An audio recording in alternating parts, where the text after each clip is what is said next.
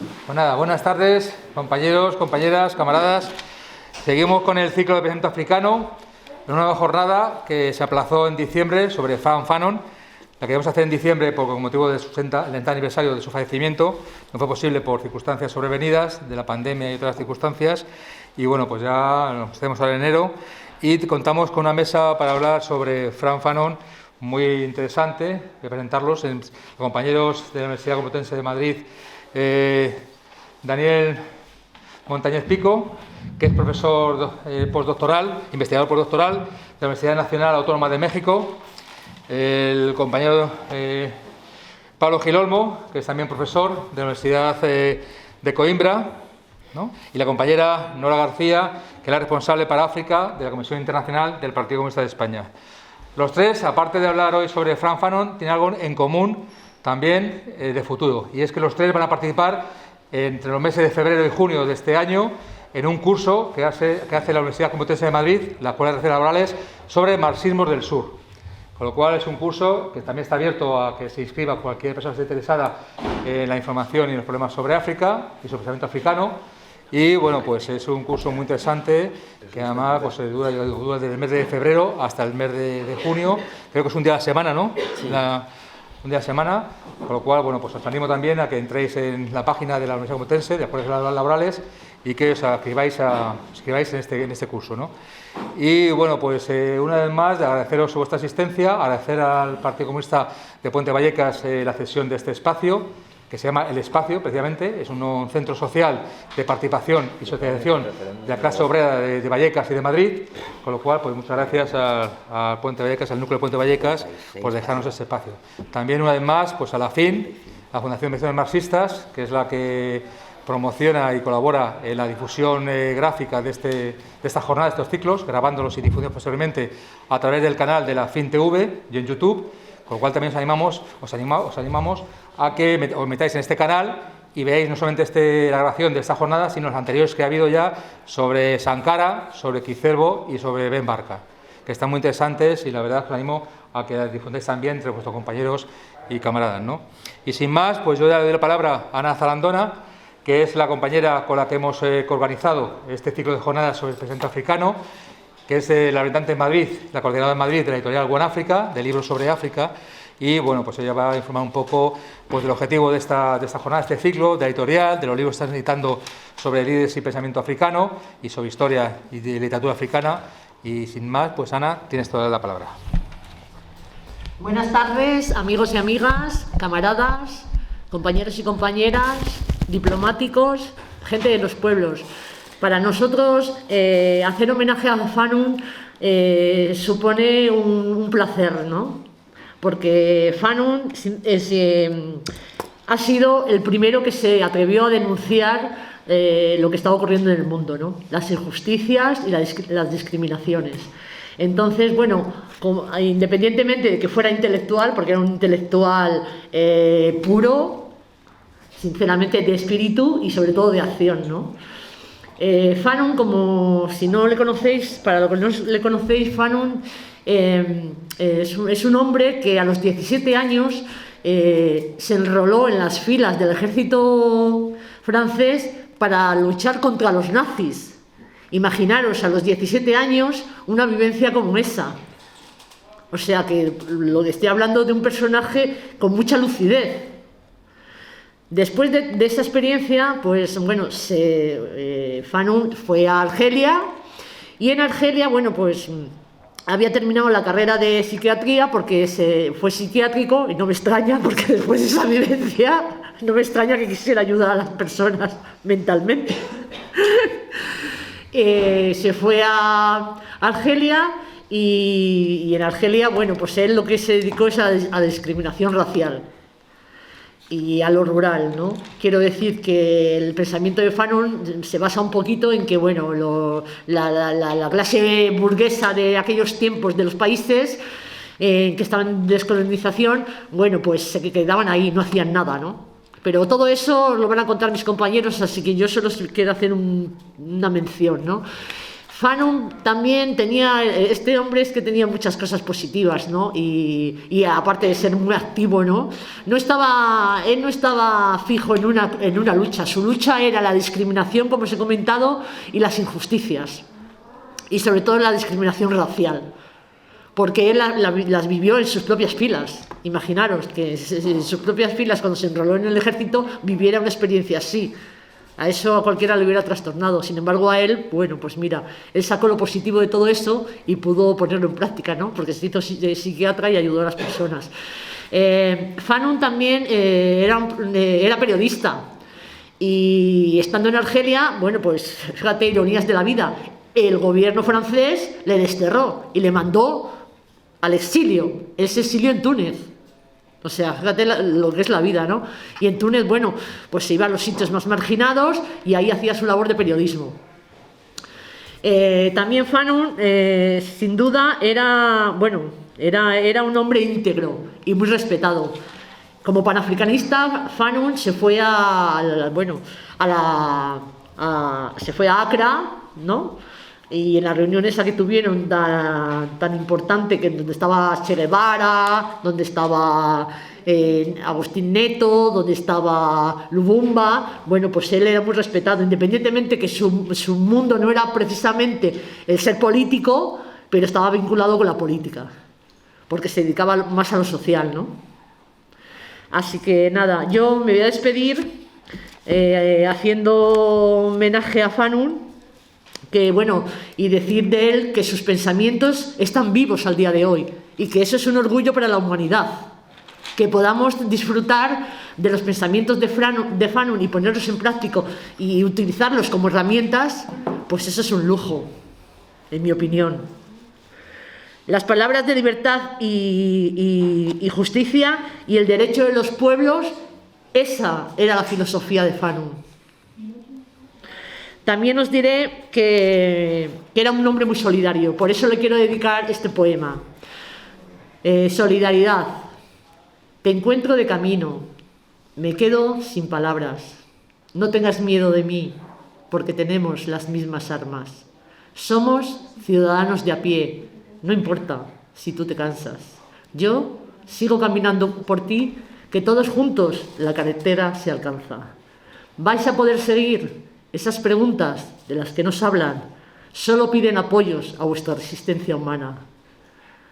En esta tierra de Dios, de quién sé yo, en la que mujeres y hombres trabajan.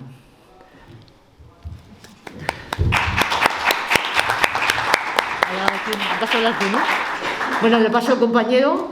Y hablando de, como decía Ana, ¿no? Esta personalidad tan intensa que fue Fanon, fue verdaderamente intenso, fue una verdadera chispa, y una chispa en todos los sentidos, porque luego las chispas a veces también son breves, y lamentablemente pues su vida fue bastante breve. Fanon falleció con 36 años, le sobrevivió un cáncer que nada, acabó con él en poquísimo tiempo. Bueno, yo voy a hacer una presentación, empiezo yo porque voy a hacer una aproximación un poco más biográfica. Vamos a acercarnos un poco a elementos de la vida de Fanon. Yo creo que es muy importante también ver elementos de la vida de las personas, porque se entiende mucho mejor también a las conclusiones, a las ideas que llegaron a tener, ¿no? Y en este sentido, bueno, yo decir que no soy para nada especialista en pensamiento revolucionario africano, lo conozco un poco y tal, y bueno, y entonces, pues, ¿por qué es que me han invitado? Pues les cuento, lo que sí que tengo un poco de especialidad es en pensamiento revolucionario afrocaribeño.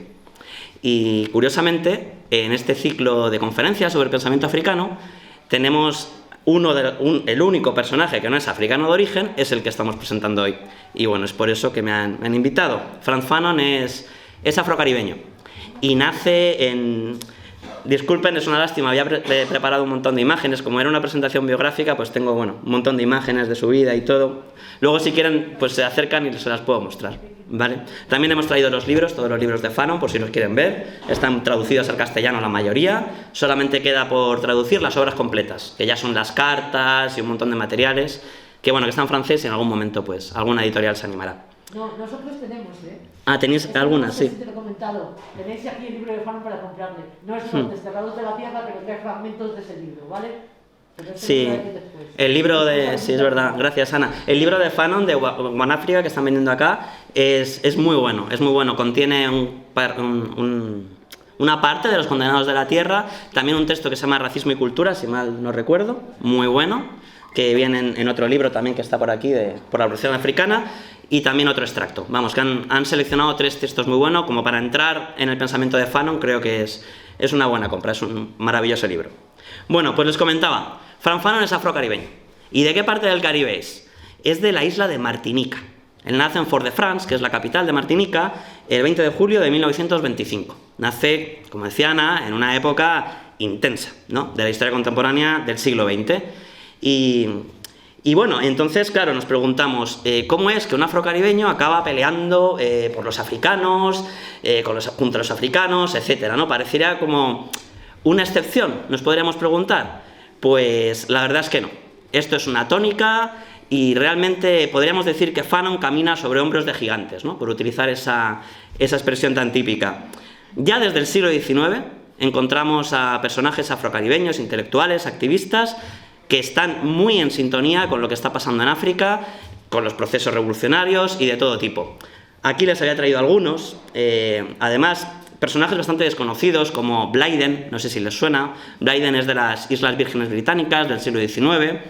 Él terminó viviendo en Sierra Leona y peleando por los derechos de los pueblos africanos. También está Antenor Firmin, un intelectual y activista haitiano maravilloso del siglo XIX, que escribió todo un tratado sobre la igualdad de las razas humanas. Se trata de la primera obra crítica acerca de, bueno, es una crítica al racismo científico que además acababa de surgir en la época, ¿no? Está contestando un famoso libro de Arthur Gobineau, que era un racista francés, que hizo justo el tratado sobre la desigualdad de las razas humanas, y él le contestó sobre la igualdad. Un libro de 1000 páginas, maravilloso, un súper intelectual y activista, y bueno, y una obra que tuvo también mucho impacto en revolucionarios, en intelectuales africanos. También les traía, fíjense, claro, qué importante para los afrocaribeños, al sentir el racismo, ¿no?, en las colonias caribeñas, etcétera, esa memoria, ¿no?, la construcción de la memoria de dónde venimos, toda la cuestión de la trata atlántica, etcétera, ¿no? Incluso esa idea de África como unión, ¿no? Yo no sé si saben, pero el movimiento panafricanista comienza en el Caribe, no comienza en la propia África. Son los afrocaribeños los que empiezan a pensar esa unidad, África como una unidad que se puede juntar contra el colonialismo y, bueno, pues contra el imperialismo, etcétera. Henry Sylvester Williams, también les había traído, de Trinidad y Tobago, fue el primero que organizó una conferencia panafricanista en 1898, junto a Webb Du Bois y otros panafricanistas que eran más jovencitos, etcétera. También les traía, obviamente, a Marcus Garvey.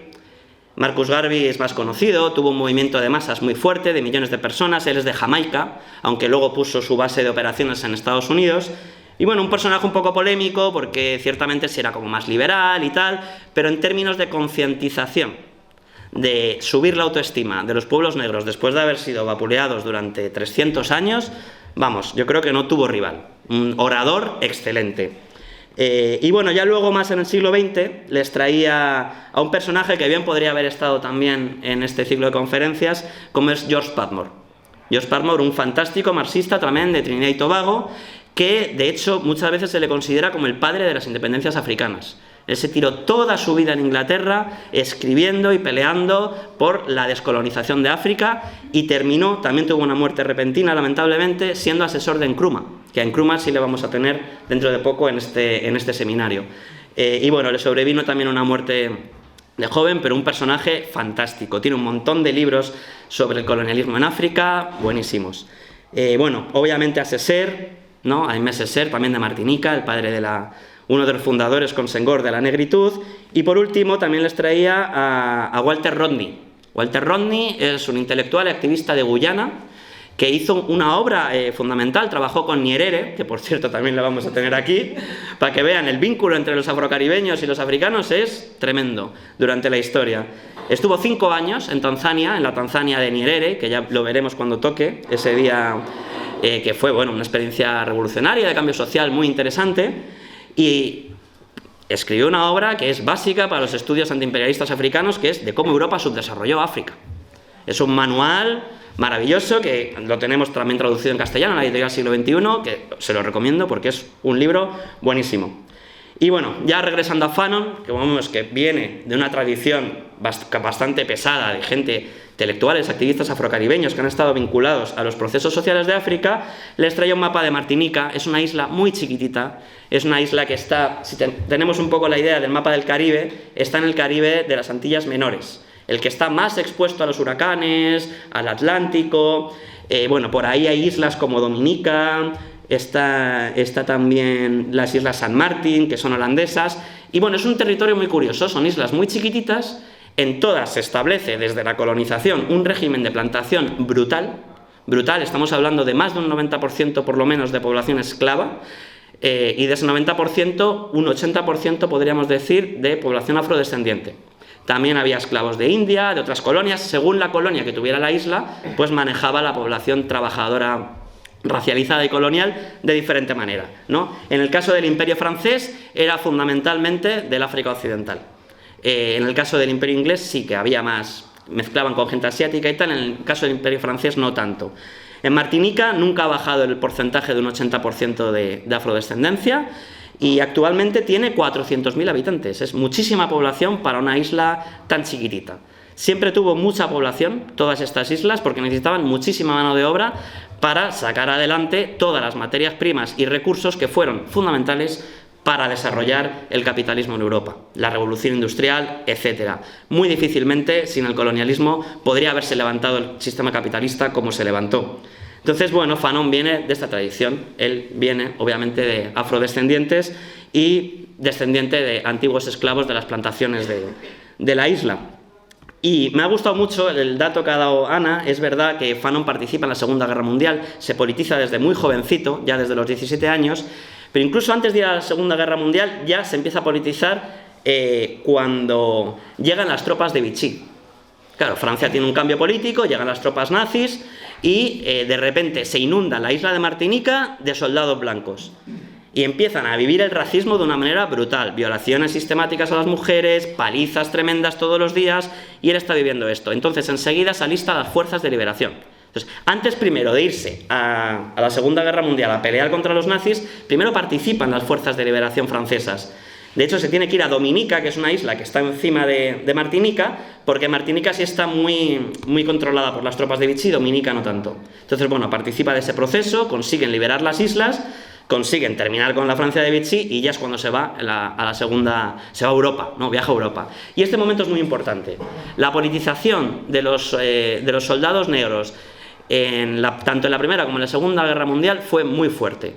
Porque era la posibilidad tanto para afroamericanos de Estados Unidos, afrocaribeños, también para soldados africanos de colonias europeas, de ir a luchar por la metrópoli, por tu patria, ¿no? Ir a dar la vida por la metrópoli, y además pues conocer, digamos, el mundo supuestamente desarrollado y todo esto. Entonces aquí hubo mucha politización, porque tú ya no permites que te traten tan mal si estás dando tu vida justamente por defender el poder colonial, ¿no? el poder que te estaba colonizando. Y además, bueno, pues como saben, en las trincheras las ideas socialistas circulaban muchísimo, ya desde la Primera Guerra Mundial, en la Segunda Guerra Mundial, etc. Entonces aquí Fanon tiene una politización brutal. Les tratan fatal a los contingentes negros, pero fatal, nunca les sacan en la foto. Les había traído alguna foto, que yo sí tenía, lamentablemente, luego os la muestro.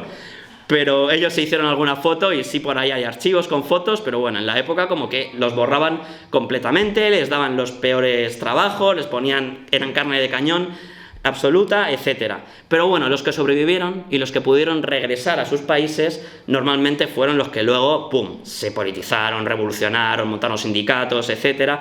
Y bueno, pues fue un poco el caso de Fanon. Fanon regresa a Martinica a un año nada más a hacer el bachillerato, y tiene de profesor encima a Aimé Césaire, que es este marxista y gran poeta, fundador del movimiento de la negritud. Entonces ya toda la politización que él traía, Césaire encima le da elementos teóricos, ¿no? Le plantea, mira, es que tenemos este movimiento, estamos en relación con África, etc. Fanon le ayuda en su campaña porque él se presenta a la Asamblea Francesa por el Partido Comunista Francés. Y bueno, pues la verdad que es un momento, imagínense, Fanon en este momento tiene 19 años, todo lo que ha vivido, ¿no? Y conocer un grande como es Césaire, tenerle de profesor en el liceo Victor Schweitzer, que lo traía aquí. Bueno, es un tipo brillante intelectualmente, entonces consigue una beca para ir a estudiar a Francia. Esto estamos hablando ya del año 47, más o menos. Entre el 47 y el 51 consigue ya titularse de psiquiatra. Entonces está en Francia. ¿Por qué decide estudiar psiquiatría? Porque se da cuenta que uno de los mayores problemas que tenían, sobre todo el negro en el Caribe, era el trauma colonial.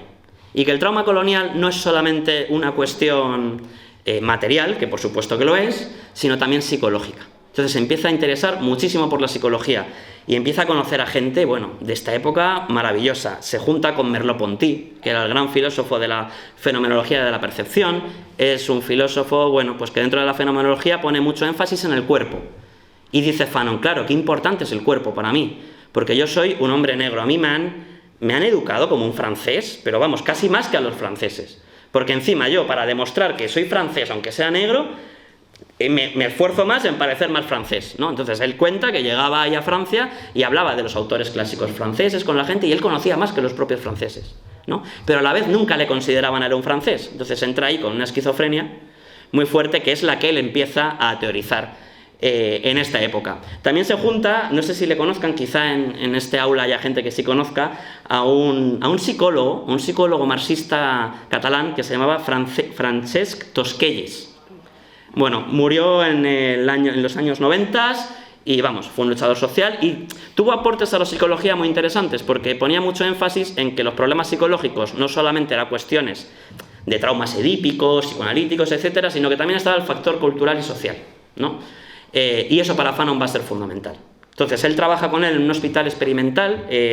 Tosquelles está exiliado en Francia en este momento, entre el 51 y el 53, y trabaja con él en un hospital experimental bajo esta perspectiva, ¿no? Que no solamente tenemos que ver los problemas psíquicos, sino también el entorno social, cómo te puede generar un problema psicológico. Y es ahí entonces en el 53 cuando escribe su primera gran obra, ya voy a ir terminando, lo prometo, que es Piel negra, máscaras blancas. Esto es un tratado maravilloso que salió en ACAL hace no muchos años, todavía está disponible. En realidad es muy pequeñito el libro, pero este es muy gordo porque incluye un montón de textos de otra gente, pues como comentando, ¿no? Pero bueno, es un libro fantástico donde, bueno, él dialoga y empieza a pensar todos los traumas que había tenido en Francia, ¿no? Como hombre negro. Y empieza también a contar ejemplos de otros compañeros, compañeras negros, negras, habla de los traumas de la mujer negra en Europa, del hombre negro, en la relación de las relaciones sociales, también de las relaciones sexuales, le pone mucho énfasis, porque claro, le gusta el psicoanálisis de Freud, no tiene muchos problemas, pero dice, el problema nuestro, el problema de la gente racializada, no se puede ver solamente desde ahí. Entonces el factor social es muy importante, y es por eso que acuña la idea de socioanálisis. Dice, para entender nuestro trauma no vale con un psicoanálisis, es necesario también un socioanálisis, ¿no? Entonces, en ese socioanálisis que hace sobre la situación del hombre y de la mujer afrocaribeña, dice, el mayor problema que nosotros sufrimos es el colonialismo. Y el colonialismo es un proceso social, económico, político. Entonces, una conclusión muy sencilla, para liberarnos del trauma también tenemos que liberarnos de ese proceso. Entonces aparece, y aquí plantea la figura del médico como el revolucionario. Es decir, como aquella persona que, bueno, pues en terapia concientiza a la persona de que su trauma no solamente es de que él tenga un problema psíquico, de que se siente inferior o algo de eso, sino que es que así lo han tratado desde hace siglos, que esto viene de la historia, que es un proceso social, que es el colonialismo, y que, bueno, una vez concienciado, pues él plantea al médico como la persona, claro, ¿qué herramientas das para superar ese trauma? Y entonces plantea, pues la única que hay es la revolución. La única forma de acabar con el colonialismo es la revolución. Entonces aparece pues una psiquiatría revolucionaria, ¿no? Es bastante revolucionario también en términos teóricos lo que estaba planteando. Bueno, algunas referencias que tiene, les había puesto Albert Memmi, es un gran intelectual, activista también de Túnez, que él tiene un libro que se llama Retrato del colonizado, que es anterior a este libro y el que Fanon se basa bastante, y por supuesto el más conocido, ya con esto voy terminando, que es Jean-Paul Sartre, ¿no? Jean-Paul Sartre pues era uno de los pensadores más importantes del momento y claro, está en toda la reflexión del existencialismo, que para Fanon es fundamental, toda la reflexión sobre el ser, claro, porque yo soy francés pero a la vez soy negro, entonces tengo una doble conciencia, etcétera. Y además es marxista, es decir, tiene una perspectiva revolucionaria que era la que estaba trabajando él. Entonces, bueno, él tiene fascinación por el pensamiento de Sartre, y Sartre también coincide que tiene fascinación por el pensamiento de los intelectuales y activistas negros, tanto de África como del Caribe. Ya para este momento había escrito muchos ensayos acerca de la cuestión, y creo que, bueno, que de los intelectuales críticos marxistas que había en Europa en ese momento, de ese nivel, era de los más concienciados de la cuestión colonial que había en ese momento, pero vamos, con muchísima diferencia, enfrentándose al establishment de la izquierda, etc. Bien, bueno, después de terminar este libro, su vida va muy rápida. En el 53 pide el destino de ir a Argelia, concretamente al Hospital Psiquiátrico de Blida-Joinville. Empieza a trabajar directamente con esta idea del socioanálisis con gente en un contexto colonial, y en un contexto además colonial donde empieza a haber una guerra durísima, que fue la guerra colonial más dura que sufrió el Imperio francés. Bueno, pues aquí ya de esto hablarán más mis compañeros, mi compañero y mi compañera, pero básicamente, en términos generales, lo que sucede es que él empieza a trabajar y empieza a recibir soldados del Frente de Liberación Nacional. Y también soldados franceses, todos con trauma. Empieza a analizar los traumas de cada uno, y aquí empieza a tener mucho contacto. Trabaja durante 3 años en este hospital, y al final, pues bueno, tanto contacto y tanto tomarse en serio la idea del médico como revolucionario, pues termina haciendo una carta hermosa que está traducida en un libro aquí, ¿no?, en el de Por la Revolución Africana. Carta de renuncia, le manda al gobernador de la colonia una carta de renuncia como médico. Dice que no puede hacer su trabajo. Dice, no puedo hacer mi trabajo aquí porque no me dejáis, porque para hacer bien mi trabajo necesito acabar con el colonialismo. Si no, no se va a acabar el trauma. Entonces me tengo que ir y me tengo que alistar al Frente de Liberación Nacional para poder hacer bien mi trabajo. Entonces, en el 56 es que ya se va totalmente al FLN y empieza su famosa carrera como revolucionario, que por cierto es muy corta. En el 61 termina, nada más. Y de esos 5 años nos ha dejado un montón de artículos, el famosísimo libro de los condenados de la tierra, que por cierto lo prologa Sartre, termina conociendo a Sartre. Les he traído aquí también, acaba de salir una novela gráfica muy bonita, que es esta, que es sobre el encuentro de Fanon con Sartre. Está muy bien. Además, no es solamente un cómic así como para gente, para juventud. Tiene contenido filosófico. La verdad que está muy bien. Si luego la quieren ver, la tenemos por acá. Y bueno, pues eso, es su vida ya como revolucionario. Entra en un montón de debates que ahora Pablo va a desarrollar: el sujeto revolucionario, la diferencia que hay entre la lucha revolucionaria en la colonia que en la metrópoli. También habla mucho sobre el papel de las mujeres, desarrolla un montón de temas que ahora vamos a ver más. Y ya por último, como nota anecdótica de su muerte, pues en el 61 agarra un cáncer muy rápido y se va a Estados Unidos. Fanon muere concretamente en Maryland, el 6 de diciembre de 1961. ¿Por qué va a Estados Unidos? Bueno, pues porque tiene un buen amigo en Estados Unidos, que es un joven académico africanista muy ligado a los procesos de liberación nacional de África y a los procesos revolucionarios. Y es un tipo que en ese momento no era tan conocido, pero que hoy en día falleció el año pasado, si mal no recuerdo, y que hoy en día pues es conocidísimo como uno de los grandes teóricos marxistas del sistema capitalista mundial, que es Immanuel Wallerstein. Wallerstein, ese gran teórico conocido, ¿no?, del sistema mundo capitalista, siempre reconoció la deuda que tenía tanto con Fanon como con un montón de militantes y activistas intelectuales negros para justamente también hacer su teoría y todas sus reflexiones. Y bueno, pues fue él el que intentó, le metió a un hospital, le cambiaron el nombre, había que hacer todas estas cosas de clandestinas, obviamente. Le metieron a un hospital buenísimo, pero bueno, no fue posible parar su cáncer y murió. Pero ahí estuvo Wallerstein en el lecho de muerte con él, y nada, murió tan rápido que terminó muriendo en Estados Unidos. Al final el cuerpo se repatrió y pudo ser enterrado en Argelia, que era su deseo. Así que bueno, nada, ya con eso terminaría. Muchas gracias por escucharme.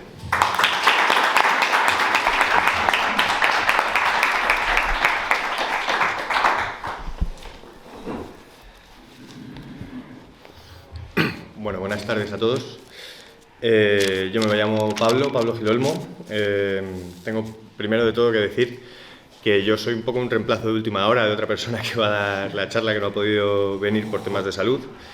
Entonces, bueno, os pido que tengáis en cuenta este detalle, porque voy a hablar un poco menos de tiempo que Dani, yo creo, y no he tenido mucho tiempo para prepararme. Yo voy a hacer una aproximación un poco más teórica a lo que representa Frantz Fanon en la historia del pensamiento antiimperialista como evolución, digamos, del pensamiento marxista según va viajando al sur en estas luchas, ¿no?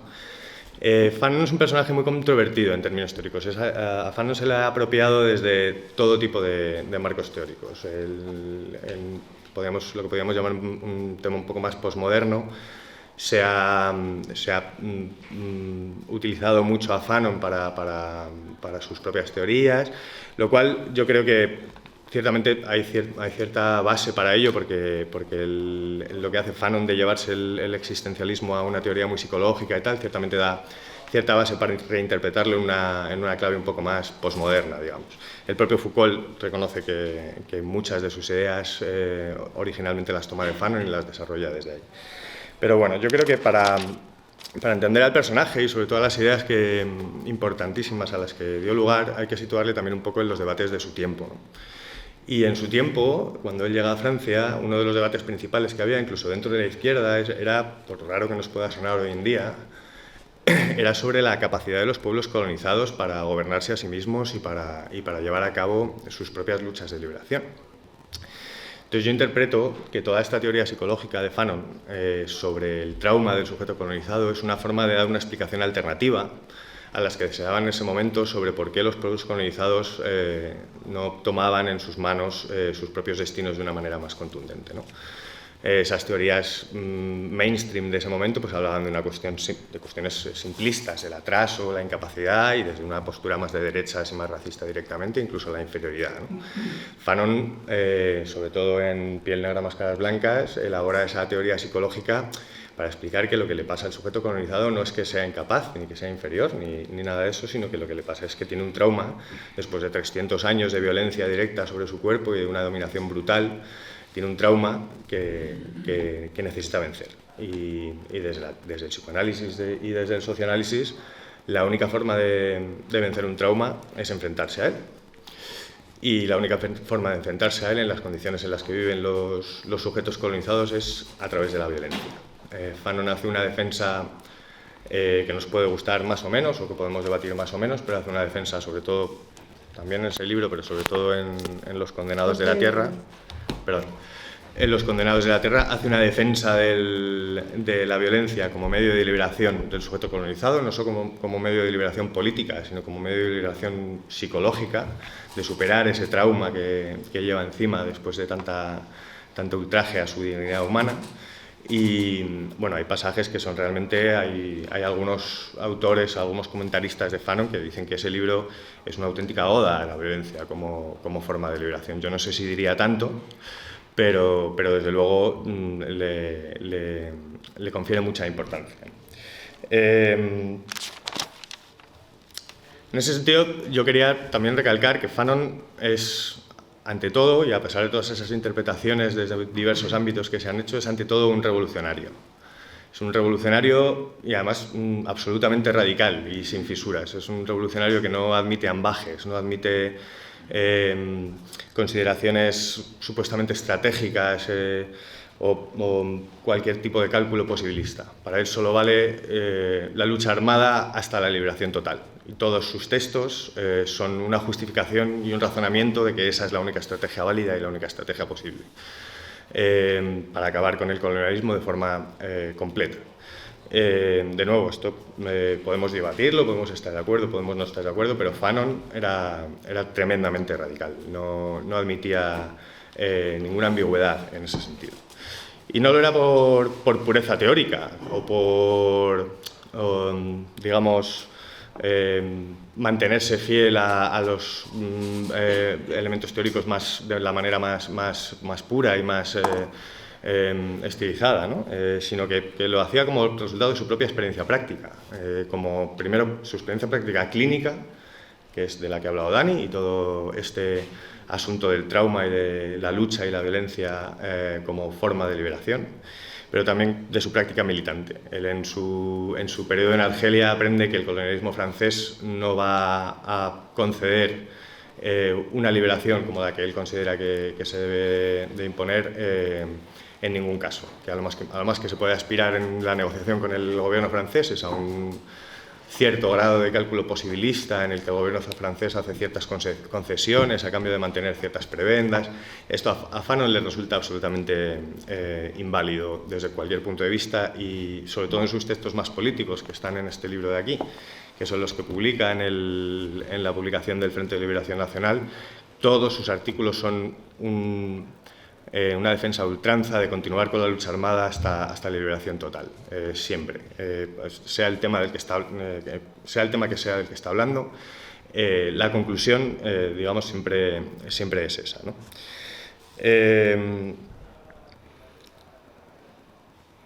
Sí. Es muy crítico en ese sentido con cualquier posición intermedia, incluyendo las posiciones de la izquierda europea y especialmente la francesa. Y hay que incluir en esa crítica al propio Partido Comunista francés. No admite ninguna contemporización con el colonialismo, no admite reproches morales por supuestos excesos de la lucha del Frente de Liberación en la lucha contra los franceses. Todo lo considera, digamos, una parte de esa lucha de liberación que tiene que ser librada de esa manera porque no existe otra. Incluso en el referéndum con ocasión del referéndum que organiza De Gaulle en el 58, y que el Partido Comunista se sitúa a favor de ese referéndum. Era un referéndum que se hizo en todas las colonias francesas para que se votara si querían mantener su adhesión a Francia o preferían la independencia. Ganó el sí por la adhesión a Francia en todas las colonias con unos porcentajes enormes. Y el PC, incluso con Aimé Césaire a favor, que esto ocurrió antes de que Césaire dejara el Partido Comunista unos años después, por desavenencias precisamente con la estrategia respecto a las luchas anticoloniales por parte del partido. El PC estaba, digamos, del lado de Gaulle en este sentido, a favor de que se realizara ese referéndum y de que las colonias, digamos, tuvieran esa voz. Fanon considera este referéndum una estafa, y de Gaulle, el gran De Gaulle tan celebrado en Europa y sobre todo entre la socialdemocracia europea, de Gaulle, Fanon literalmente, y esto es entrecomillado, le llama en uno de estos textos con ocasión de su juicio sobre este referéndum prefascista antes de serlo del todo. Para que veamos un poco también la diferencia de percepción que hay cuando lo central en el pensamiento de un autor, en el pensamiento político sobre todo, es la cuestión colonial, ¿no? Cómo, digamos, los juicios políticos que se hacen sobre determinados personajes pueden ser muy diferentes con este cambio de perspectiva. Fanon dice que la única posición admisible por parte de la izquierda europea es que pidan la retirada inmediata de las tropas y el reconocimiento inmediato de la independencia por parte de Francia, y que cualquier otra cosa no es válida en ningún caso. Obviamente esto ponía a la izquierda francesa en unas posiciones muy incómodas, ¿no? Porque se les acusaba de antifranceses, porque ya sabemos todo lo que es el chauvinismo francés, y más en esa época en la que todavía tenía el imperio colonial. Entonces, un poco la conclusión es que la cuestión colonial ponía a todos estos partidos un poco frente a sus propias contradicciones, más allá de sus cuestiones políticas internas. Y Fanon percutía sobre esto constantemente en sus textos. Y no admite ninguna ambigüedad a este respecto. Yo quería leeros un trocito de Los Condenados de la Tierra, que dice, a este respecto del que os estoy hablando. Dice: el tercer mundo no pretende organizar una inmensa cruzada contra toda Europa. Lo que espera de quienes lo han mantenido en la esclavitud durante siglos es que lo ayuden a rehabilitar al hombre, a hacer triunfar al hombre en todas partes, de una vez por todas. Pero es claro que nuestra ingenuidad no llega hasta creer que esto va a hacerse con la cooperación y la buena voluntad de los gobiernos europeos. Ese trabajo colosal que consiste en reintroducir al hombre en el mundo, al hombre total, se hará con la ayuda decisiva de las masas europeas que, es necesario que lo reconozcan, se han alineado en cuanto a los problemas coloniales en las posiciones de nuestros amos comunes. Para ello será necesario primero que las masas europeas decidan despertarse, se desempolven el cerebro y abandonen el juego irresponsable de la bella durmiente del bosque. Cuando os digo que Fanon era un tipo muy radical, que no admitía muchas ambigüedades, también es una cosa que se nota en el tono y en el estilo con el que escribe, ¿no? Por eso quería aprovechar para leeros ese pequeño trozo que me parece que es muy revelador. Pero también Fanon, y esto a mí es donde me parece que realmente empieza a ser más interesante, sobre todo para la teoría de la revolución, es muy crítico con los propios partidos nacionalistas, partidos nacionalistas africanos que luchan por la liberación. En este libro también, en Los condenados de la tierra, hace una causística un poco hipotética sobre los diferentes casos que se dan, ¿no? y las sucesiones lógicas y las consecuencias políticas a las que llevan las diferentes actitudes de los diferentes partidos. Y es muy crítico con ellos, sobre todo por su actitud respecto con las masas rurales, con las masas campesinas. Empieza a hacer aquí un análisis de la composición de clase de la revolución, pero lo hace a través de esta casuística, ¿no? Dice que los partidos nacionalistas africanos, en muchos casos, por imitación de la cultura organizativa de los partidos europeos, tienden a ver a las masas campesinas como reaccionarias, como tradicionalistas, como insertas dentro de una serie de estructuras semifeudales muy penetradas por el colonialismo, que hasta cierto punto tienen un interés en mantener el dominio colonial, sobre todo las capas más altas de esas masas rurales, ¿no? Y por lo tanto no invierten esfuerzos políticos en trabajar con las masas rurales, no trabajan en la politización y en la movilización del campo, desconfían de estas masas rurales por reaccionarios y tradicionalistas, etcétera. Pero Fanon al mismo tiempo considera que los proletarios de los países colonizados son una clase que tampoco tiene un especial interés objetivo en la liberación. De hecho, en algunos momentos les llama como los privilegiados del mundo colonizado. Perdón. Como los privilegiados del mundo colonizado. Son, para Fanon, los que más tienen que perder en caso de que se produzca la independencia, ¿no? Se refiere pues, a todos los trabajadores de los puertos, los trabajadores industriales, etcétera, etcétera. Dice que son como una pequeña élite dentro del pueblo colonizado. Y entonces aquí ya Fanon está empezando a hacer una impugnación bastante importante a lo que viene siendo la teoría de la revolución, como la conocemos con el proletariado como única vanguardia, ¿no? Pero irá mucho más allá. Dice Fanon que cuando pasa esto, se producen, aún así, de forma más o menos espontánea, estallidos revolucionarios o rebeliones en el medio rural. Y que esto ocurre fundamentalmente porque en el medio rural se mantiene la memoria de la lucha que se dio contra la invasión colonialista. En el campo, dice, todavía se cantan los nombres de los guerreros que lucharon contra los colonialistas, y cuando llegan noticias al campo de determinadas acciones o represiones brutales por parte del colonialismo en el campo, de vez en cuando, y sin que nadie parezca comprenderlo muy bien, se producen estos estallidos, estas rebeliones, que son ahogadas en sangre y no suelen ir más allá. Dice Fanon que la actitud de muchos partidos nacionalistas frente a estos estallidos es la de verlos como un maná del que pueden beneficiarse mientras dure y esperan que dure por sí mismo, pero que nunca se unen, nunca se adhieren, y mantienen, y esto es un entrecomillado otra vez, se mantienen en la posición criminal de desconfianza hacia los campesinos, ¿no? No se adhieren, no tratan de politizar, no tratan de organizar esas luchas y llevarlas a un nivel más elevado y más confrontativo y más organizado. Dice Fanon que en estos casos lo que pasa es que tras las independencias, que se producen una vez después de la represión brutal contra estos levantamientos campesinos y el arreglo que hacen las élites urbanas de los partidos nacionalistas con el poder colonial, lo que ocurre, la situación que queda es una situación de desconfianza entre la masa rural, que en estos países supone la gran mayoría de la población, y estas élites del partido que están más localizadas en el ámbito urbano, ¿no?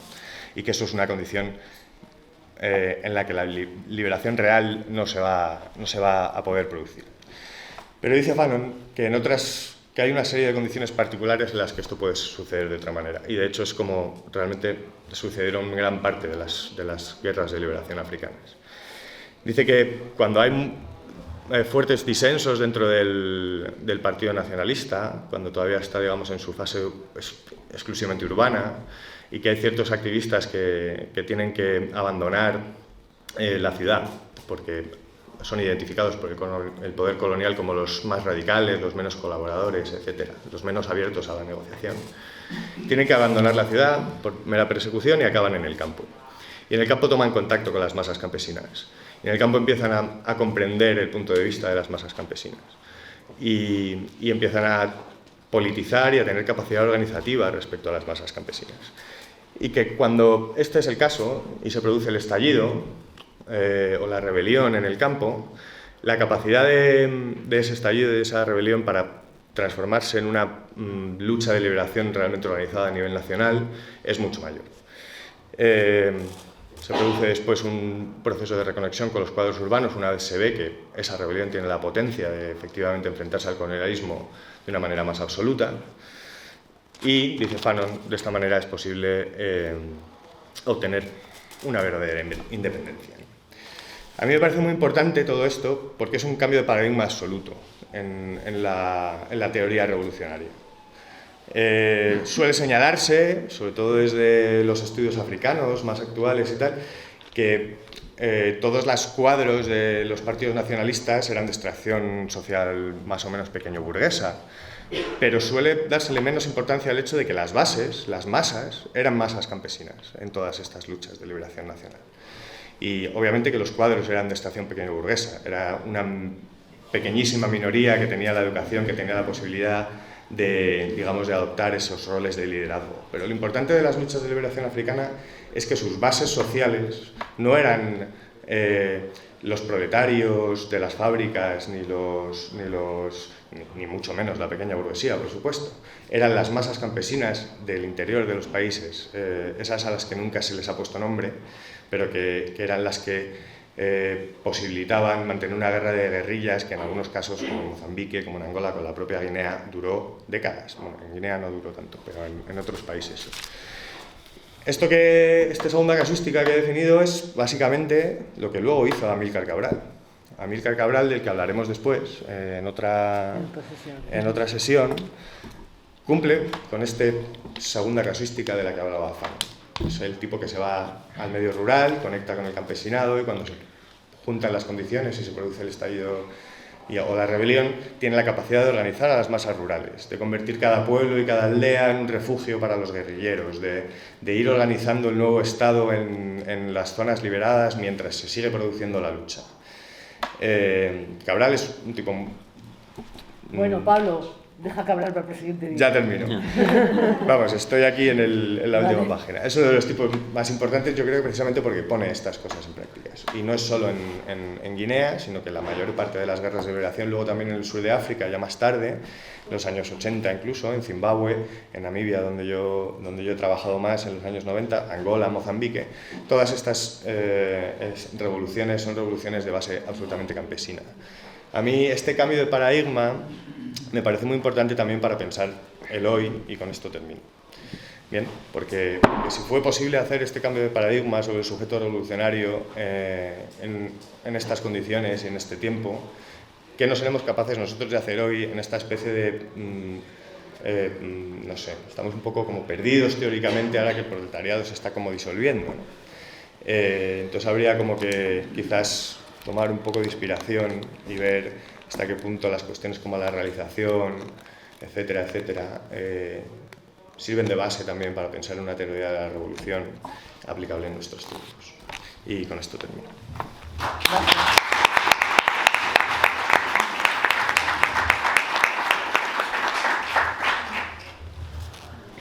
Bueno, pues muchísimas gracias, como siempre, por estar aquí. Muchísimas gracias por organizar este ciclo, que es muy importante para precisamente lo que estabais diciendo de poder mirar hacia el futuro, ¿no?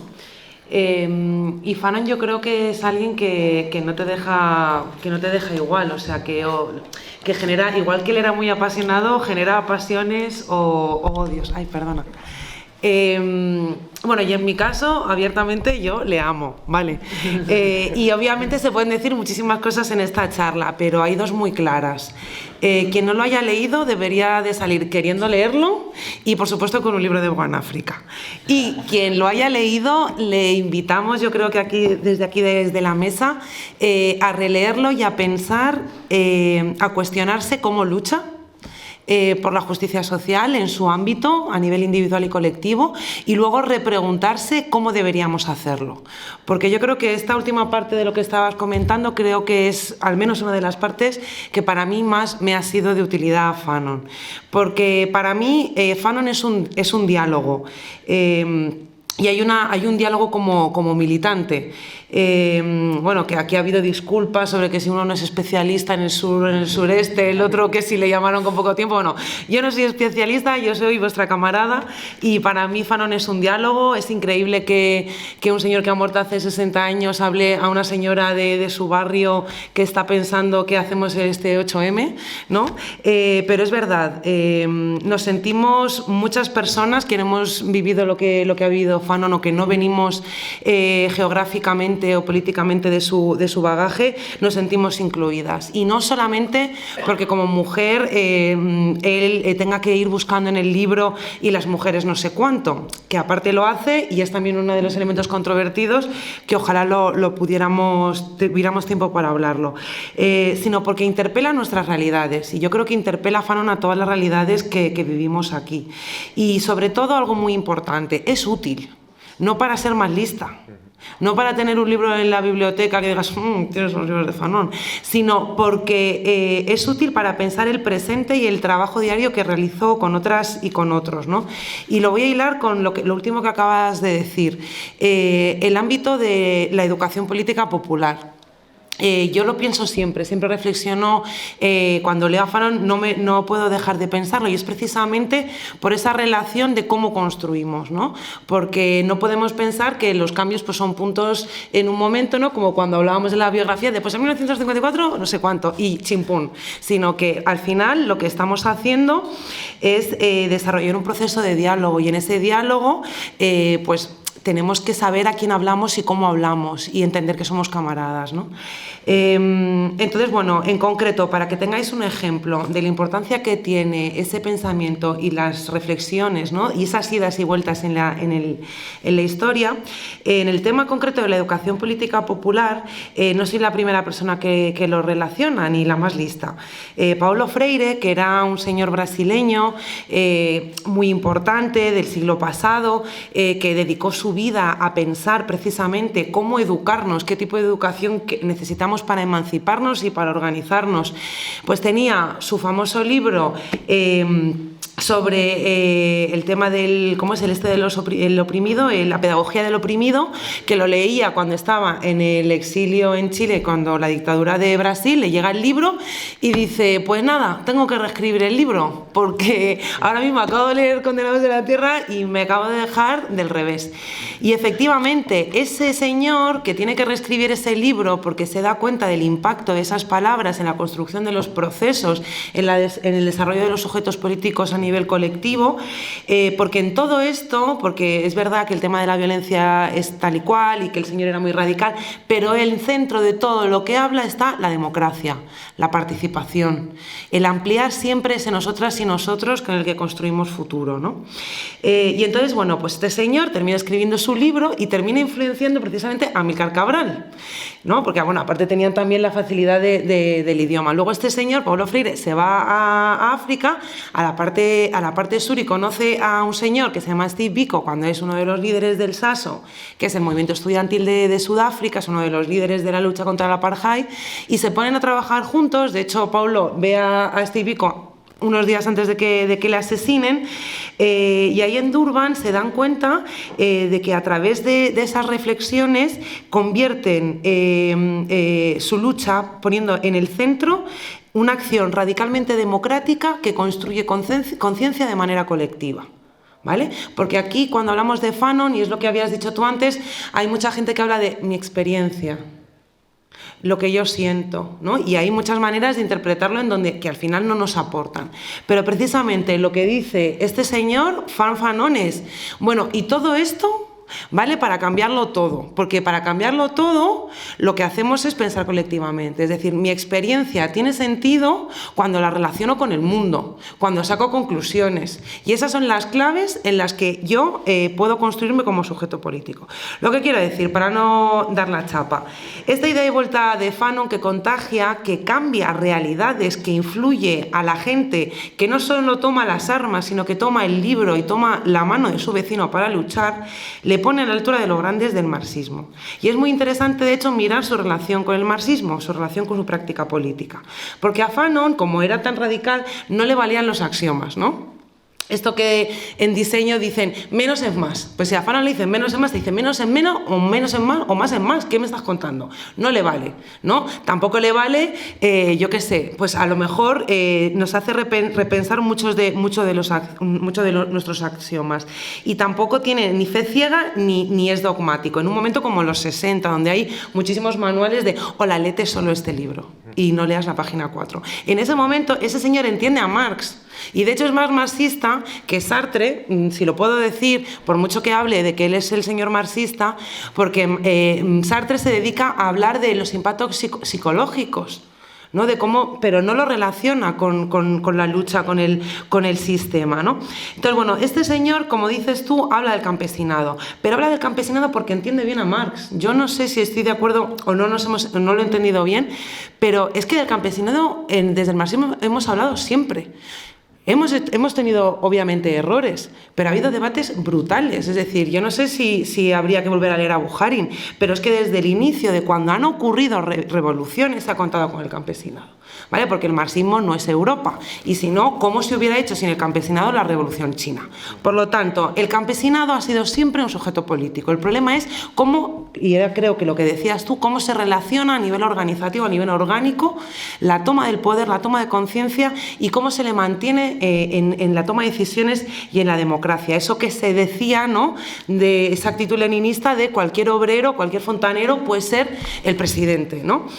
Pues eso lo defiende. Y no solamente eso, sino que él es muy marxista en el sentido bueno de la palabra, que es entender a Marx no como que ve el futuro, porque mucha gente dice, es que Marx no dijo que iba a venir Filomena. Y dices tú, ya bueno, es que Marx no veía el futuro.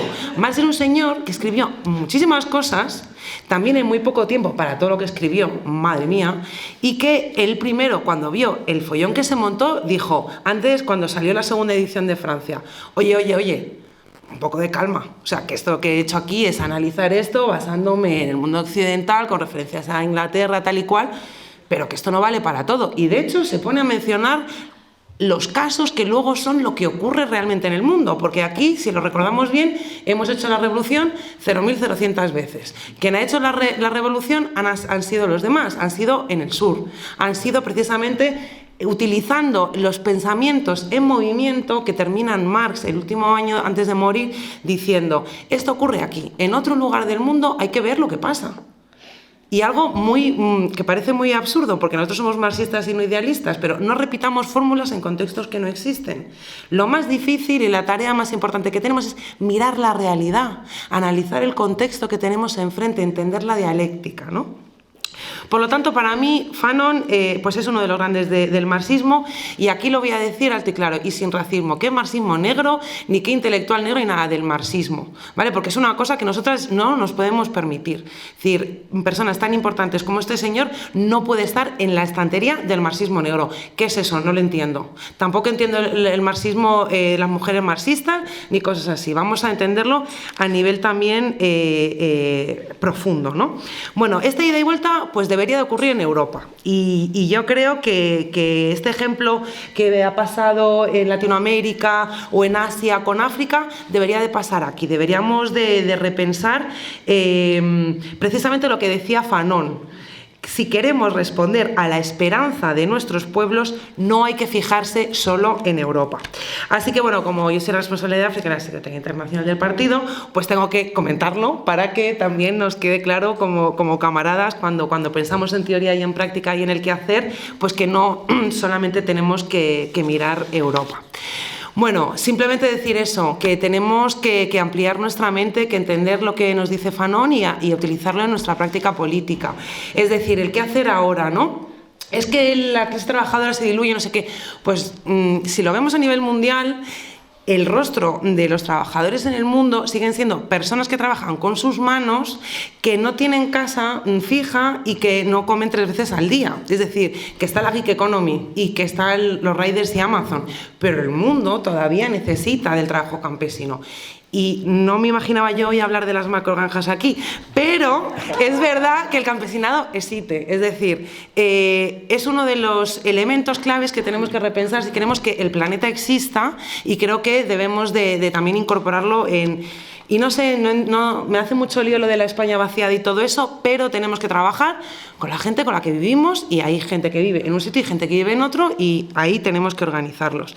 Y creo que tenemos que entender lo útil que nos es a nosotras desde aquí para pensar lo que tenemos que hacer, hablar con el Partido Comunista de Sudán o el Partido Comunista de Suazilandia, ¿no? O hablar con las organizaciones de la India que vienen de organizar pues la resistencia campesina y proletaria pues más grande de hace muchísimo tiempo. De hecho, desde que hay recuentos de cuánta gente hay en una manifestación o en una huelga, pues ya está, pues son millones de personas durante más de un año, ¿no? Han tumbado la reforma agraria de Modi, que es básicamente pues un estado autoritario y fascista, ¿no? Bueno, este señor era increíble, porque claro, no podemos ser Fanon. Fanon, todo esto básicamente lo hizo en 10 años, de los 26 a los 36 años, así que no nos sintamos mal, pero entendamos, no por curiosidad biográfica, sino por entender que su relación entre la práctica y la teoría es absolutamente indisoluble. Este señor fue soldado, fue psicólogo, fue embajador, fue periodista, escribió libros, papers científicos, hizo varias obras de teatro. Nos da esta dimensión sobre su persona, ¿no? Y aquí hay algo muy importante, que es la creatividad y la imaginación. Tú antes has hablado del lenguaje. Es que es fundamental.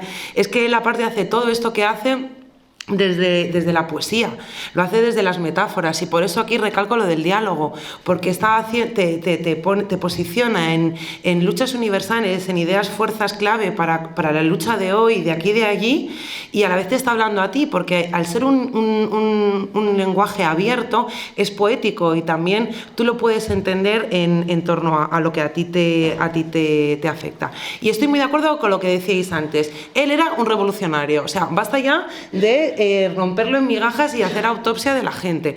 Por un lado, mucha gente lo ha entendido como que no era marxista. Hola, no lo entiendo. 2, mucha gente lo ha hablado como que ese universalismo que él tiene como horizonte, ¿no? Porque obviamente no es algo que por decreto, el universalismo, y ese humanismo también como que lo quitan. ¿Por qué? Porque pues no está de moda, porque la posmodernidad pues en los 80 estaban con otras historias. Entonces hay cosas, o sea, leer a Fanon directamente, porque hay cosas que te quedas muy confundido. De hecho, todo eso de la violencia viene de la Hannah Arendt, que la lía parda, que no entiende ni la misa a la media. Bueno, en general esa señora es complicada. Entonces, leamos a Fanon y entendamos que era un revolucionario. Era un señor que básicamente se quedó como medio paralizado temporalmente, porque iba en un jeep y tuvo un accidente con una mina que le explotó. ¿Sabes? Es decir, que cuando él estaba ya enfermo, que ya veías en esas fotos que ya estaba malito, el señor estaba viendo desde Ghana, estaba viendo cruzando el Sáhara, ver cómo se abría otro frente para el FLN por Mali. Es decir, que no es un señor que estaba pensando con una vela y con un cráneo en su casa sobre el universalismo, sino que realmente esa práctica política estaba enraizada en las ideas que creaba, y que tiene que ver con lo que decías tú al final. Cuando él se pone a ver los movimientos de liberación nacional, él se pone a analizar las condiciones que crean condiciones de futuro. Es decir, no se crean los elementos como por decreto. Cuando nosotros hablamos de proceso constituyente, ¿no? Como republicanas, pues hay un proceso desconstituyente, y después del proceso constituyente vendrá la república y habrá que formarla, ¿no? Pero si al final vemos los procesos de liberación nacional como un fin en sí mismo, el problema es, y no vamos a meternos en si tenía razón o no, tiene que ver con las construcciones que nos hacen ellos, porque ellos nos hacen las reglas del juego. Y una cosa muy importante que decía Fanon, ¿no? En todo este proceso, no tenemos que crear, porque si no al final estamos cambiando los jugadores pero no las reglas del juego. Vamos a mantener el estado tal cual, ¿no? La organización territorial, los diseños de las ciudades, del urbanismo que necesitamos crear, ¿no? Porque si no, al final estamos reemplazando el poder y al final no formamos parte como pueblo de ese proceso de construcción de alternativa. Pero es que lo tenían muy difícil, es que a finales del siglo XIX es que África tiene un mapa irreal, en donde al final, cuando hay que construir cosas, pues tienes a las tribus que de manera antinatural están divididas, los idiomas, es decir, son elementos en donde ellos tienen que pensar un panafricanismo o un mundo que no existe desde condiciones de absolutamente esclavitud, negación de la humanidad y explotación, y ellos siguen hablando de una liberación nacional de unas fronteras que no tienen nada que ver con su cultura. Es decir, es un proceso muy difícil, que luego en otro momento podemos ver cómo está eso hoy en día. Pero bueno, básicamente, leamos a Fanon para hoy y leamos a Fanon en su conjunto. Bueno, yo voy a sacar unas ideas que creo que no son útiles y yo los voy a contar como yo lo he entendido. Yo lo he entendido como mujer y como feminista, y me ha apelado pues a mi realidad, que es la que tengo, porque no tengo otra. Y creo que hay un elemento muy importante que nos tiene que hacer leer a Fanon en concreto, pero a todos estos y estas pensadoras, ¿no? Porque se hacen preguntas fundamentales. En primer lugar, ¿qué significa ser humano? Hola, ¿qué significa ser humano? Es decir, estamos hablando de que eso es un elemento que nos tiene que dar respuestas para nuestra lucha, porque esa gente ha sido tratada como propiedad, ha sido tratada como subhumanos, han sido tratados como animales, como naturaleza. ¿Qué significa, ¿no? Ser humano? Luego también, ¿qué significa ser libre? ¿No? ¿Qué es la libertad? Y creo que es algo que tenemos que ponernos con ese temazo. ¿Por qué? Porque al final, ¿quién habla de la libertad? Pues habla Ayuso, que con eso ha ganado las elecciones en la Comunidad de Madrid, pero luego hablan países como Estados Unidos y Francia, que, hola, por cierto, son quienes más tienen bases militares en continente africano hoy en día, y no paran de hablar de libertad, de fraternidad y de no sé qué, mientras a la vez desarrollan estrategias para limitar todas las libertades, ¿no? Y si no, miremos a África hoy y cómo está, no sé, es que quiero decir, los últimos golpes de Estado, África ha tenido 3 en este último tiempo, ¿no? Es decir, y cómo está influyendo Estados Unidos, ¿no? Y Francia, obviamente. Entonces, por lo tanto, si ellos, y en concreto Fanon se pregunta qué es el ser humano y qué es la libertad, lo siguiente que es, pues para conseguir la libertad de esa humanidad hay que conseguir el poder y hay que, aparte de conseguirlo, construirlo, ¿no?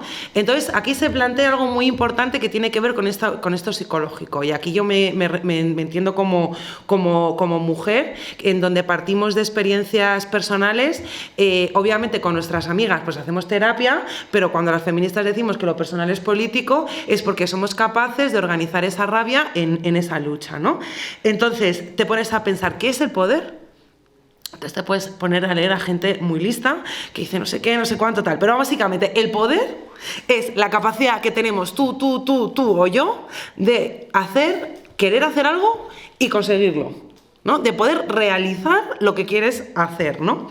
Y básicamente lo que estaba diciendo, que se ha definido de muchas maneras, el pesimismo africano, etcétera, etcétera, ¿no? ¿Por qué no cambian por qué no se rebelan? ¿Qué les pasa? ¿No? Es como la mujer a la que la pegan. ¿Pero por qué no se va de casa? ¿No? Como gente que no ha pensado mucho. Bueno, pues claro, esto se trata de que para conseguir ese poder no hay que esperar al demiurgo, que es uno de los términos que él utiliza, ¿no? Sino que ese demiurgo que estamos esperando, ¿no? Somos nosotras y nosotros juntos que lo construimos. Y luego ya termino con 2 cosas que yo me he sentido muy hilada. Es que él, cuando habla de experiencia, es que él habla de su vida y él politiza su vida, porque, como decía Marx, tienes que ver lo que tienes enfrente, ¿no? Este señor, cuando vuelve a Martinica y ve que hay una cosa que no le cuadra a nivel porque los psicólogos en ese momento hacían como se dice, autopsias también.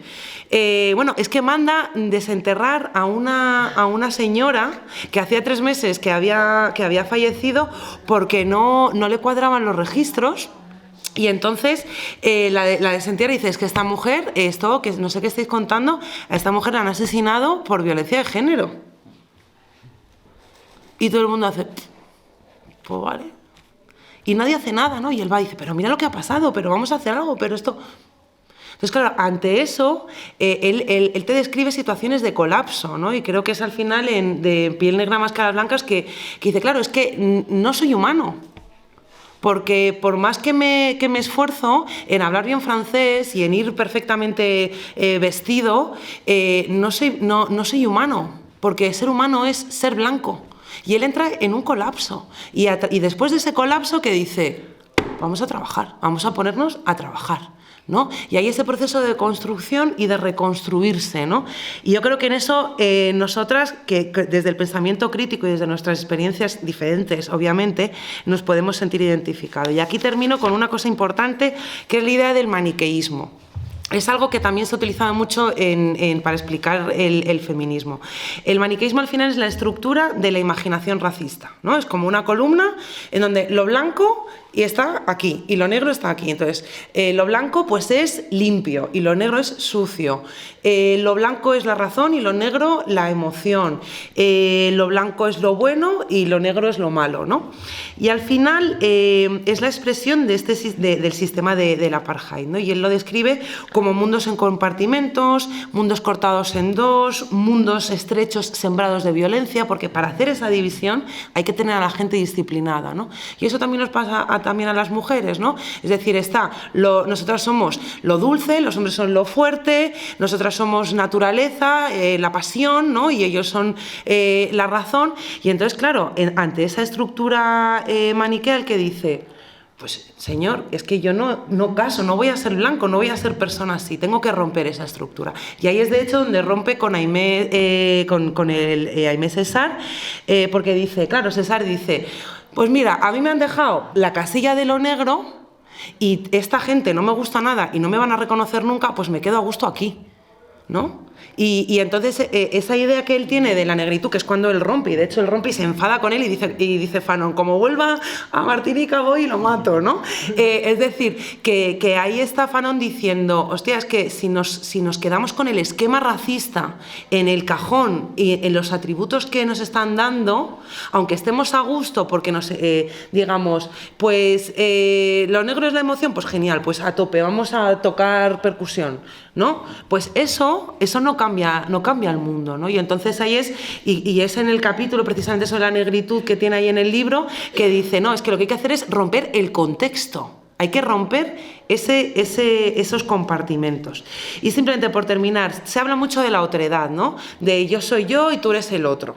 Pero la visión que aporta Fanon es que, pero ojalá fuera el otro. Porque el otro significa que estoy en una relación dialéctica en donde comparto un mundo. Es que estoy yo, está el otro y luego están los que están negados de existencia, que están más allá de eso.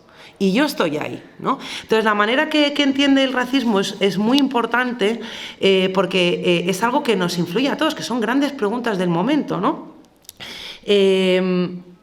Él va más allá de su momento, ¿no? En ese momento decían mucha gente, no todo el mundo, ¿no?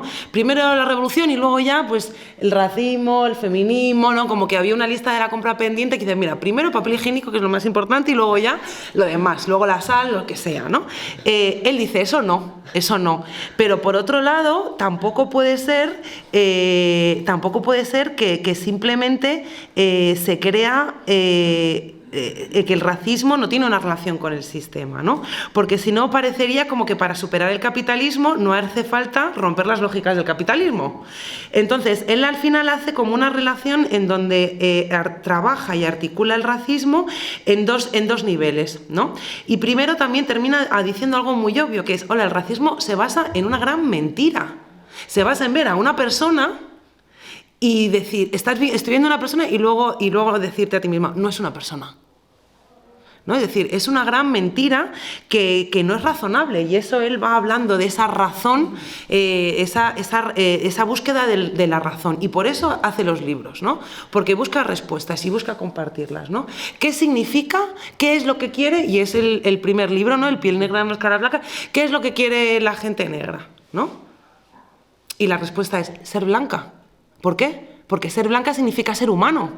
Porque no hemos dejado un mundo en donde ser negro signifique ser humano. Y a partir de ahí todo va mal para poder cambiarlo, ¿no?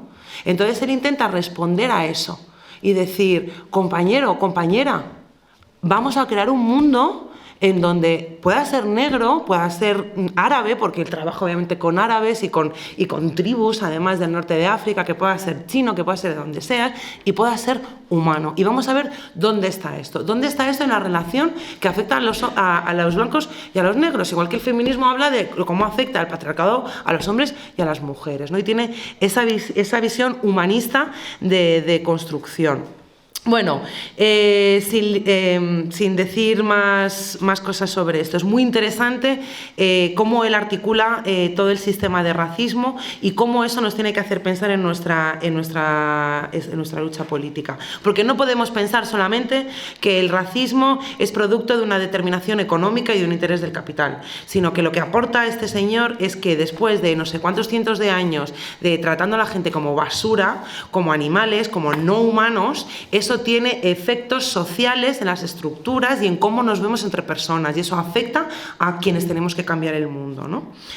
Y luego el tema de la salud mental, fundamental. Él, y esto es algo que también nos hila mucho a las mujeres, ¿no? De hecho, él lo hablaba como la comunidad de los cuidados. Una de las cosas que hizo como psiquiatra, fue decirle a los pacientes que hicieran un periódico, ¿no? Hacía terapia social y hablaba de cosas importantes, de no objetivizar a los pacientes, de que el médico tenía que ver a una persona adelante, ¿no? Y yo creo que hay mucha gente ahora interesada en salud mental. Yo, por ejemplo, con nuestra cámara Fátima lo he hablado, que tiene cosas ahí muy importantes y muy interesantes que entender sobre las causas sociales. Y luego, pues eso, cosas que... Bueno, lo del proceso de colonización ya lo hemos visto. Por ir terminando, porque es que de verdad que hay muchísimas cosas. Por cierto, el Francesc Tosquelles era un marxista catalán republicano, que eso también hay que decirlo, porque la República tenía un proyecto de psiquiatría institucional, en donde eso formaba parte también del propio proyecto del Estado de salud mental, y eso también a nosotras nos tiene que ver un poquito en el momento en el que tenemos. Pero bueno, en resumen, para mí nos recuerda el por qué luchamos, porque no deja de mirar a las de abajo y no se olvida de quienes están afuera de esa línea de exclusión, y a partir de ahí se desarrolla un pensamiento convirtiendo el por qué luchamos en un camino de creatividad, de conocimiento y de debate, porque una de las críticas que hacía a esos procesos de descolonización era ¿dónde están las ideas? Vale, ahora ya los ministros los hemos sustituido, ministros blancos por ministros árabes o por ministros negros, pero ¿dónde están las ideas para construir ese futuro, ¿no? Y aparte, para eso no hay atajos, o sea, no hay nada más que trabajar con otras y otros. Y todas estas preguntas que estábamos hablando, y más que otras personas, si no estuviéramos aquí en la mesa, sacarían, porque es una persona realmente rica en ideas, son fundamentales para quienes estamos hoy aquí. Son preguntas de nuestro tiempo, porque cada vez más y más capas son expulsadas fuera de la sociedad. Se decide quién tiene derechos y también cómo se justifican que no tengan derechos, ¿no? Y volvemos a ver cosas raras de si el póster de los Mena y mi abuela y no sé qué. Es decir, tenemos realmente que pensar en esto, y sobre todo porque supuestamente nosotros estamos aquí para luchar en procesos unitarios con otra gente, ¿no? En una alternativa sistémica que, por lo tanto, nos tiene que llevar a pensar con ellos y con ellas, con estos y estas autoras. Porque básicamente, como decía Claudia Jones, que también era de caribeña, el éxito va a estar en que pensemos cómo colocar en el centro de nuestra lucha quienes están en el centro de la explotación. Y dos cosas muy cortitas. ¿De dónde saca este señor de sus ideas? De su vida, de su lucha. No estaba con la vela y con el cráneo. Al igual que Marx, Fanon subraya la importancia de que los movimientos desafíen y contribuyan a la teoría, de que se discuta, de que entiendan las trampas que tenemos a nivel teórico y a nivel político y organizativo, esquemas que no son replicables, abstracciones y axiomas que se quedan en cáscaras y que no nos ayudan a avanzar.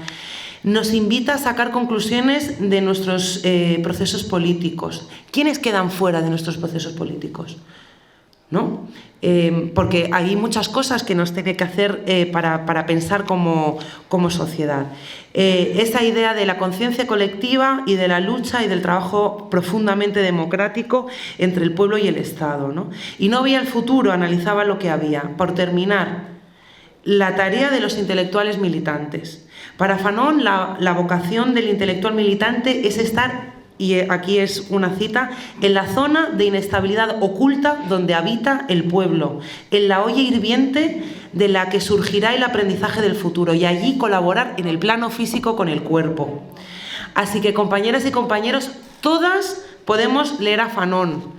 Todas podemos ser intelectuales, tener ideas, visiones críticas, debatir propuestas y cambiar nuestra realidad. Nosotras y nosotros juntos somos el demiurgo que estamos esperando. Gracias. Gracias.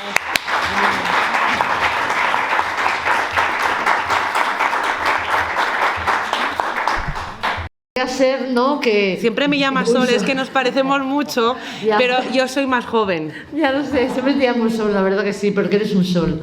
No, lo que te iba a decir es que podría ser que, según lo que has comentado en tu intervención, ¿no? Pues los chicos son el espíritu de la vida y las mujeres el corazón que lo mantiene vivo, ¿no? Bueno, yo creo que todos tenemos que tener corazón y espíritu. Bueno, vamos a la ronda de preguntas, ¿vale? Quien quiera aportar algo sobre Fanon puede venir a acercarse aquí. Carlos, por favor, ¿les puedes acercar? Yo creo que llega el cable, ¿no? Bueno, no, a mí una cosa que me ha sorprendido en todos los que habéis hablado es que no se ha hablado ni de la conferencia de Bandung ni de la revolución fuera de donde vivió este hombre. Y me sorprende que una persona tan preparada no hable de estas cuestiones. Entonces, primero os pregunto si es que realmente en su trabajo nunca se planteó lo que estaba sucediendo en el mundo a partir del año 45, y repito, lo de la conferencia de Bandung, que para mí me parece muy importante. Y os hago otra pregunta que es para vosotros y para los que estamos aquí. Se acaba de publicar un libro que se llama El método Yakarta. En mi opinión, el método Yakarta demuestra que han ganado los que han aplicado el método Yakarta, que se han cargado a Frank Fanon intelectualmente, porque lo conocéis vosotros, los superexpertos.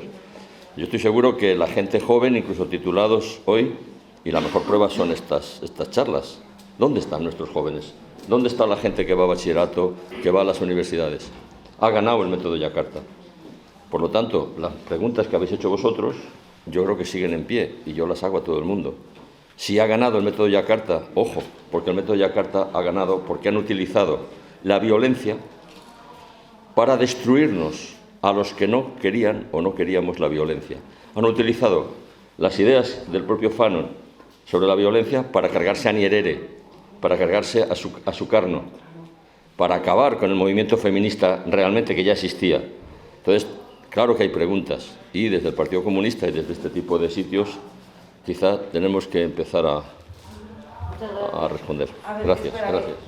Y quiero decir una cosa más. Muchas gracias a One África y a vosotros por estas series que estáis haciendo. Bueno, yo solo quiero decir, a ver, es que tendríamos que hablar muchísimo más tiempo, porque tenemos un montón de cosas de las que hablar. Obviamente la conferencia de Bandung, hay que hablar de muchísimas cosas.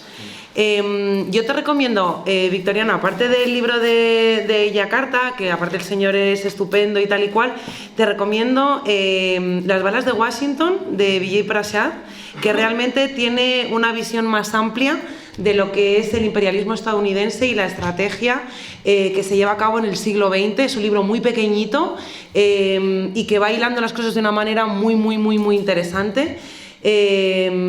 Has hecho un montón, como siempre, ¿no? Hay un montón de preguntas para responder. Yo creo que tenemos que tener más tiempo para hablar de estas cosas. Y aparte, yo no estoy nada de acuerdo al tema de lo de los expertos. Yo, por ejemplo, a Fanon, pues lo he leído pues porque es un poco el greatest hits de la teoría, ¿no? Pero realmente yo me puse a a mirar a Fanon precisamente con el movimiento de los sin tierra de Sudáfrica, con Abahlali Basem-Yondolo, y precisamente discutía con las mujeres de allí, que eran mujeres, pues eso, que ocupaban tierras y que hablaban en tosa, es decir, que era gente pues muy diferente a mí, gente que era campesina, gente que no, bueno, y muchas mujeres que no tenían nada que ver con la academia ni con ser expertos. Y precisamente analizábamos el tema de un libro muy interesante que precisamente se llama Frantz Fanon y conflictos y feminismos, ¿no? Por lo tanto, creo que no es así, creo que Fanon se le ha leído siempre, creo que durante mucho tiempo se le ha leído en la academia y creo que ya llevamos años en donde Fanon se lee y se discute los movimientos sociales, Black Lives Matter en Estados Unidos, en África, en muchísimos sitios, en Latinoamérica, y yo creo que ahí ha hecho... De España, ¿no? Sí, y que, como decía yo, ha llegado el momento de que en Europa empecemos a mirar a gente que no viene solo de Europa. Así que sí, hay mucho trabajo que hacer, pero en muchísimos movimientos de base se discute y se habla de Fanon, yo creo.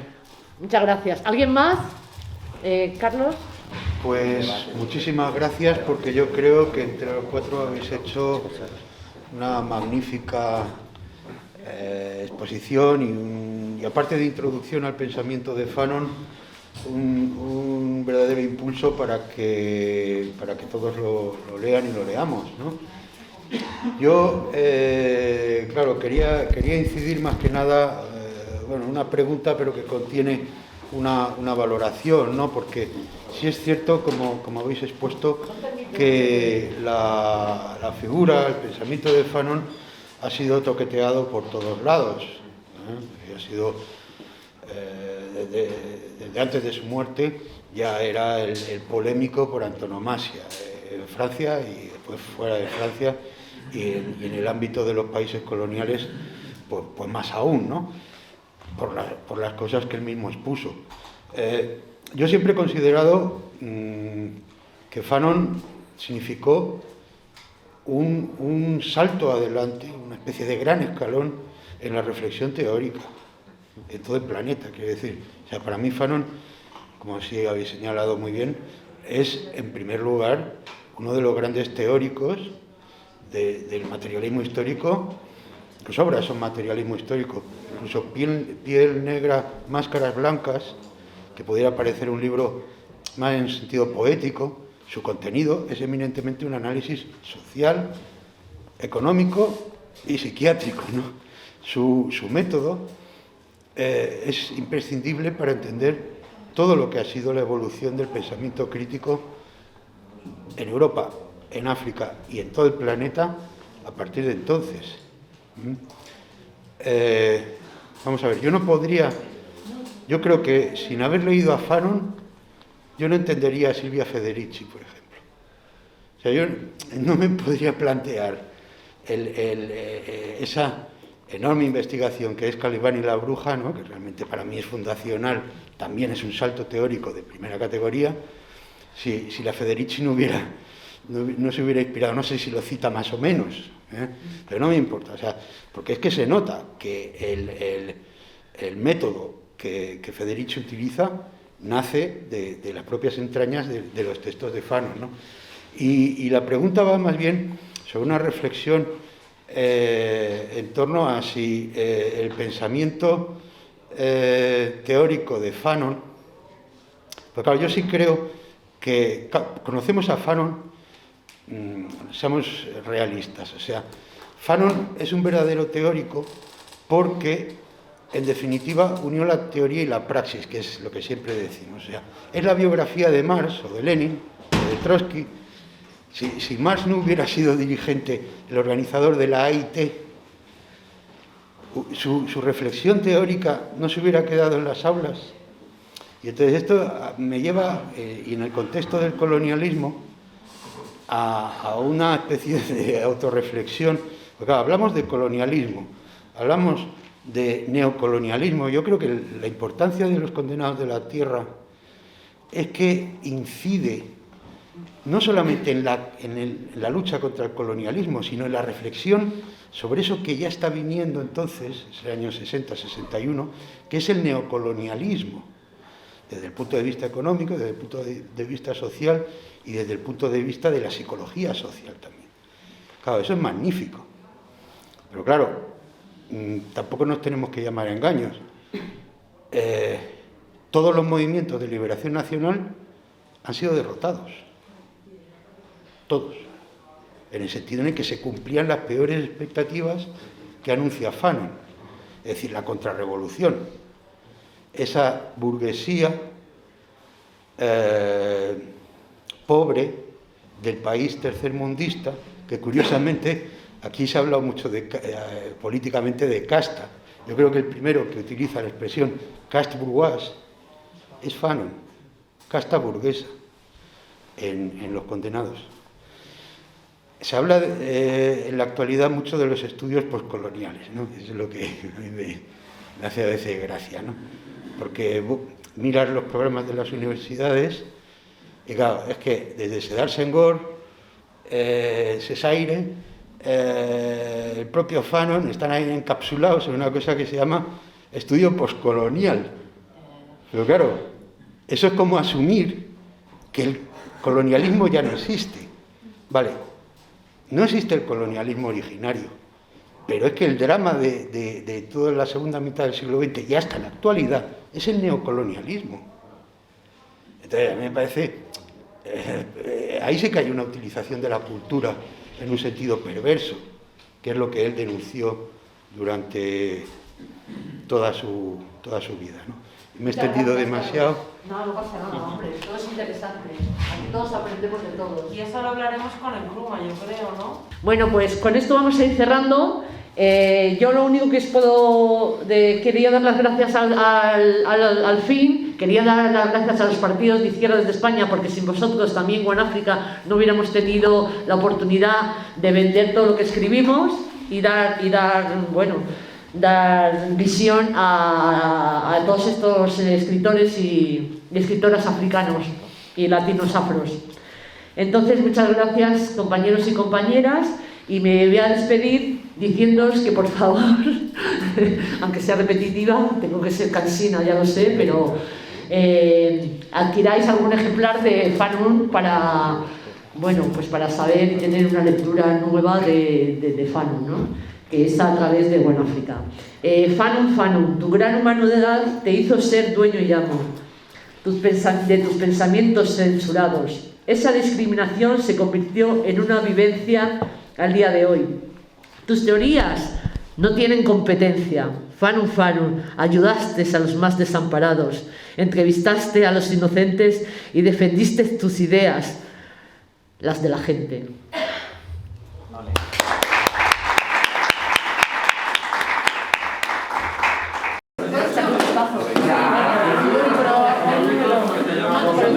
Te lo quería preguntar porque sí, pero son muy útiles, son de 5, pero son para